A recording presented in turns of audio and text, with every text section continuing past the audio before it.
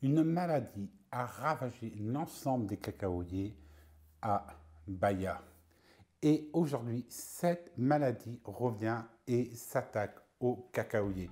Je vais tout vous dire sur cette nouvelle maladie qui attaque le cacao à Bahia. Au comptoir de Toamasina, chaque jour, on vous propose des recettes sur le monde des épices, le monde de la vanille et des expéditions ranger à travers le Brésil. Et j'espère qu'en 2022, je vais pouvoir reprendre la route et vous présenter cet état que j'adore dans Expédition Ranger. La maladie du cacao à Bahia entraîne une restriction d'accès dans cet état. Il faut savoir que chaque état brésilien a sa propre vigilance sanitaire.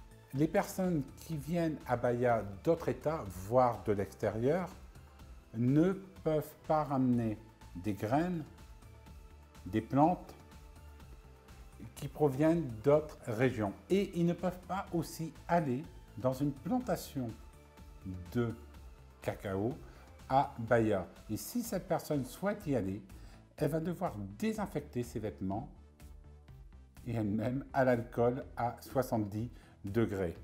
Ces mesures ont pour but de protéger les cacaoyers de cet état, car on a découvert cette maladie dans l'Acre. Il s'attaquait à l'écorce du cacaoyer et aussi au copoaçu, qui est un arbre qui pousse uniquement en Amazonie, mais qu'on peut retrouver aussi à Bahia. Cette maladie, la munosida, si vous prenez un cacaoyer, elle va carrément le ramollir. En fait, elle va le pourrir.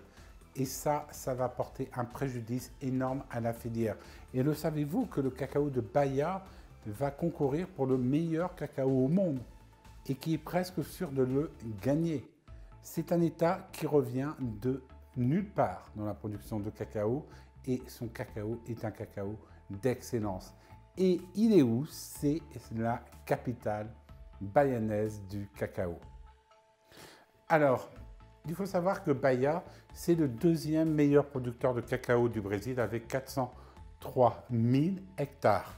Derrière le Pará, il faut savoir que cette maladie, quand elle touche une plantation, elle peut ravager 90% de cette plantation.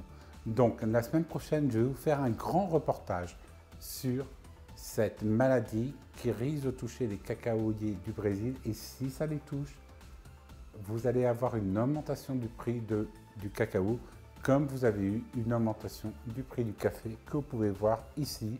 J'étais le premier à l'annoncer, même avant les médias français. Et oui, vivant au Brésil, j'ai la chance de pouvoir être en contact régulier avec des producteurs, échanger avec eux.